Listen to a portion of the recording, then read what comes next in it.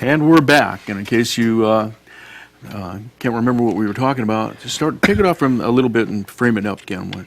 This has to do with the Board of Supervisors again. Most of the employee bargaining groups have taken a cut in their employee contribution to PERS. Okay. So for their retirement, most employees now are picking up the lion's share of that portion of retirement. The county paid about 7%, and most of the groups now are down to only 1 or 2% that the county is picking up. Same thing for the Board of Supervisors. We are still, those board members that are still in PERS are still getting that portion picked up. So the proposal is that the Board of Supervisors members would contribute 6% of their salary towards PERS effective July 1st, 2014. So those members that are part of PERS would have that 6% that they would be paying to PERS. The board members like myself who are not in the PERS system would basically have that amount, that 6% deducted off their salary. Okay, the 6% is, what was that, 94, there's 94% left of 100%?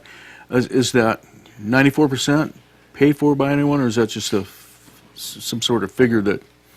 Well, that's calculated in the contribution that the county makes to per what the employees contribute to PERS. Okay. So it just means their contribution rate is going up. The county's contribution towards their retirement is going down, with the philosophy that people should be responsible for their own retirement savings. Okay. It shouldn't be government that picks it up, and the philosophy is also that that is what is driving a lot of governments into, and a lot of counties and cities into insolvency, by having those long-term obligations of picking up retirement costs, health care costs for employees. Do you have an idea of the percentage of the county budget that gets paid to retirements? It's huge. I mean, well, dollar-wise, I mean, we should be putting, in GASB 45, we should be putting a couple $1 million in there every year. So does the county actually cut a check monthly for that cost? No. Right now, we're falling behind because of our economic condition in the county. We're not contributing to those retirement accounts. We will get back to that. But right now, to do that, we would have to lay employees off. We're not going to go in that direction. When we go full circle and the economy turns around, we'll start contributing back into those accounts so that they are made whole, so that there's not an unfunded liability out there. All right. Okay. We got a lot of items left, but I'll let you go. Quickly, tomorrow we'll talk about the Phase 2 MS4 stormwater permit. This is the state of California coming back now and saying that because of the National Clean Water Act, California has to implement new rules with their Clean Water Act planning. And you know what it comes down to is the state wants to take this program. They want to start charging the county a lot of money. What this means in the future is that it's going to cost, if they do their 2 years of new permitting, the estimated cost to the county is going to be about $87,000 to $95,000. So this is more cost due to more regulation? More regulation. They say they have to do this, and it's based on our water systems in the state, but normally these apply to urban areas. In rural areas, they usually don't apply this, but they're talking about Amador, Lake Amador, Comanche Lake, Bear River, and just a few other areas. Well, just as an example, Comanche, they're using the issue of the copper, the old copper mine that was there, and that it's degrading the supply of water. But, you know, that issue was remediated by East Bay Mud with a grant. And what our Community Development Director, Aaron Bruce Torrey, is going to do is go to them and say, look, it's too expensive for our median income. We don't have an urban population here, so why are you charging this to us? And all they're trying to do is line their own pockets in Sacramento, and each department has been told, cover your costs, do that any way you have to do. What are the chances of Aaron's, Bruce Torrey's, helping out with that situation? Does the state listen, or?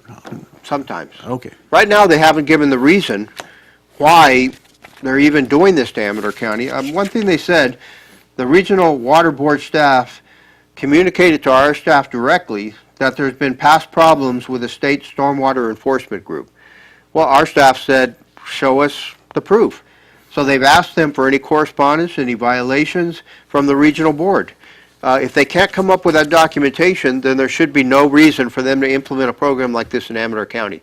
It's just another way for the state to come in, say we're going to charge you more money for permitting, and we're going to cover our staff costs by doing that. Now, I know I'm keeping you from getting to some of the items, but is the county able to sue then at the end if they feel that that's a course to go? No, this issue would be so expensive to sue. You're better off getting your legislators involved, using your resources out there to try and get it done that way.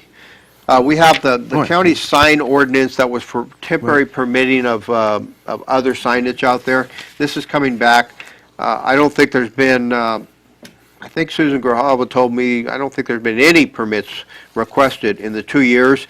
So the question is, are we going to extend this for 2 years or just do away with the ordinance? We'll have a talk on that tomorrow. County's going to talk about the on-road diesel truck rules that have been implemented in the state. That's being brought by Supervisor Oneto, and this is prompted by a letter from the California Forestry Association. All these rules and regulations from the state, that's all we're talking about. One agenda item to the next is more new rules and regulations from the state. Here's another one, Tom. That's what a lot of people don't realize either. I believe that, that the state has an EPA as well as the federal government. So, that's right, and it's worse than the federal government in a lot of cases. Okay. But this bill, Senate Bill 1270, would dramatically and negatively affect our mining industry. Because what they want to do is start charging more fees. They want to take the implementation of this program, which right now reclamation plans, if you have a mine, you have to have a reclamation plan. You have to go through a permitting process. They want all of that to run through the state now and take the county out of the loop on this. Just the wrong way to go. And in the process of doing that, they want to start charging a lot more money to the people that apply for these mines. Tim Smith with our local Central Sierra Mining Association put some documentation together, and he's been commenting on this. But the one thing he said is that it is our general position that it would be a disaster for the state to assume the responsibilities of approving reclamation plans after the local lead agency has been approving them, establishing financial assurances for those, and then carrying out the inspections and reporting of the reclamation plans. So the state wants to just assume all of that per this bill by Senator Pavley, who is a raving liberal. There's no other way to put it. She's a raving liberal. And it's time to... Could this be termed as a power grab for the state over the counties? No, it's just idiot legislators like Senator Pavley who haven't ever probably even stepped into a mine and understand the regulatory process already in place. So some of this stuff makes you so angry that what else can you do with some of these legislators that don't get it? Just sitting here today and listening to all of these and all of the, you have to have quite a knowledge base to deal with this stuff. Obviously she does not. But the problem is you have senators, and I hope Senator Lois Wolk, who I have some respect for from the Davis area, she is very much a common sense person. Sometimes she goes over the line, but at least she researches and seems to understand and comprehend what she's doing. Senator Pavley, on the other hand, I don't think she would get it if she walked into a mine. Private business, has she ever been in private business? I wouldn't think so, but I don't know. Okay. We're discussing two others, Assembly Bills 2112 and 2082.